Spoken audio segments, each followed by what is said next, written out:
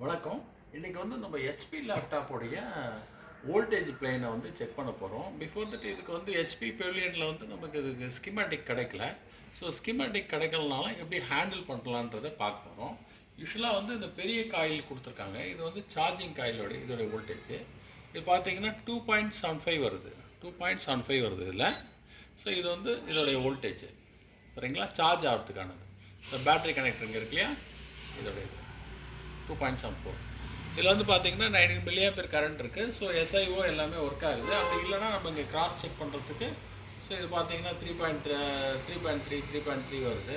So இதுலேயே power IC எல்லாம் வேலை செய்யுதுன்றது நம்ம தெரிஞ்சுக்கலாம். ஸோ இது வந்து நம்ம ஸ்கிமேட்டிக் இல்லாத ஹேண்டில் பண்ண போகிறோம். சார்ஜிங்கான இதுதான் சார்ஜிங்கான மாஸ்பெட்டு. பார்த்தீங்கன்னா மாஸ்பெட்டில் பாருங்கள், இன்புட் வோல்டேஜ் வந்து நமக்கு 19.5 வோல்ட் வருது. அவுட்புட் வந்து பார்த்தீங்கன்னா நமக்கு இந்த சோர்ஸில் 2.75 வருது. கேட்டோடைய வோல்டேஜும் சேம் வோல்டேஜ் 2.74. ஸோ இதில் காமன் லோட் ரெசிஸ்டர் இது. இது காமன் லோட் ரெசிஸ்டரில் இது வந்து இது பேட்டரியை சார்ஜ் பண்ணுறதுக்காக போகக்கூடிய ரெசிஸ்டர் இது.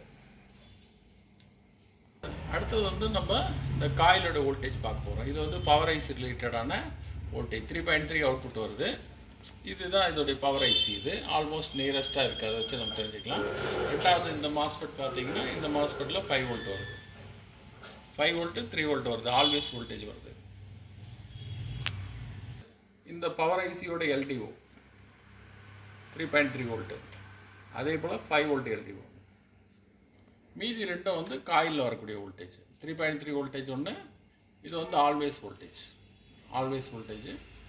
இது வந்து 5 வோல்ட் ஆல்வேஸ். சரிங்களா, வோல்டேஜ் 1.53. ஸோ இது வந்து த்ரூ திஸ் மாஸ்பெட் கிரவுண்ட் இது இந்த பக்கம். ஸோ 19 வோல்ட்டு இதோடைய ஃப்ளோ வருது.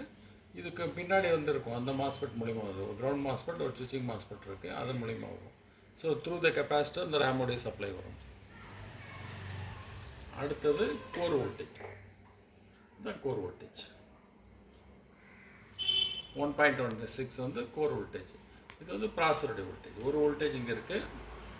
இது வந்து ப்ராசருடைய வோல்டேஜ் அண்ட் இது வந்து 1.8 வோல்ட். 1.8 voltage 1.8 volt. அடுத்தது இது ப்ராசருடைய வோல்டேஜ் 1.09 வோல்டேஜ். ஸோ ரெண்டு காயில் இருக்குது. பேக்கில் ஒரு காயில், ஃப்ரண்ட்டில் ஒரு காயில், அதோடைய வோல்டேஜ். இது வந்து 1.05 அண்ட் 1.8. பேக்கில் இருக்கிறது வந்து கோர் வோல்டேஜ். நமக்கு ப்ராசருடைய வோல்டேஜை பார்க்குறோம். முன்னாடியே பார்த்தது தான், அதே 1.7 தான். ஃபேனுக்கு அடியில் வந்து இருக்குது இந்த வோல்டேஜ். ஃபேனுக்கு அந்த சைடில் இருக்குது. ஸோ இது ரெண்டு இது இருக்குது.